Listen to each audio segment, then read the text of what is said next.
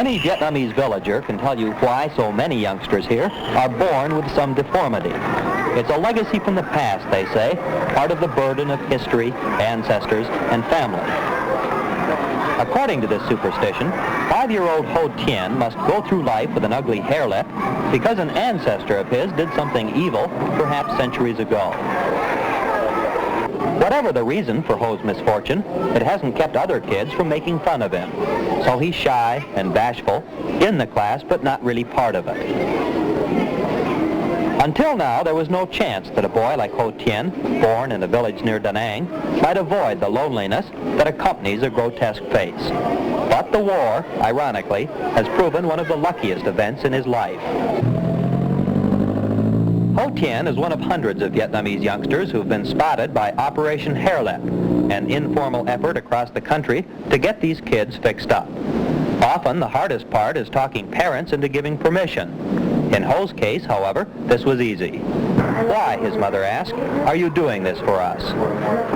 In all, more than 50 youngsters have been operated on here at the Navy Hospital in Da Nang, and the pace increases as word gets around. There's a major effort now to repair as many lips as possible in time for Christmas. There's always an uneasiness the first few minutes, and if possible, a youngster still recovering from the operation is brought around.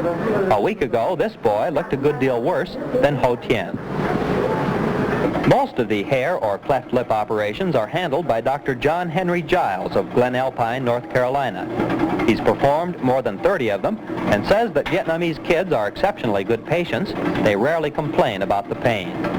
Ideally, the operation should be done shortly after birth, but Ho Tien is still young enough that his face is malleable. Exactly 1 week after the operation, Ho Tien went back to school. The lip was still puffy, but in a few weeks it would look nearly as good as new. Ho's one close friend, T, was delighted to see him. For T, the lip was not important. All the other classmates asked what had happened, that Ho's mouth was no longer funny. Ho said that he'd gotten a new one as a Christmas present. Then he went inside to get started on his new life. This is David Burrington, NBC News, Da Nang, South Vietnam.